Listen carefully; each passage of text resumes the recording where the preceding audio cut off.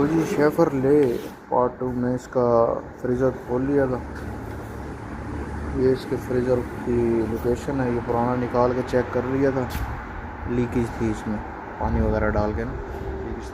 अभी नया मंगवा लिया, चेक करते हैं इसको। शशके भाई शशके। अब ये कैसे आएगा, खाली डब्बा डाला हुआ है। बे आ जा।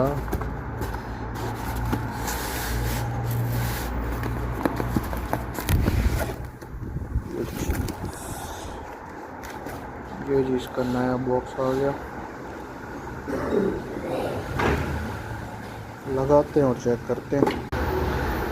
ये आ गए जी नए वाला, ये है जी पुराने वाला। फिटिंग करते हैं और चलाते हैं इंशाल्लाह। इसको डैशबोर्ड को रैप करके रख दिया था ताकि वो मट्टी वगैरह ना पड़े।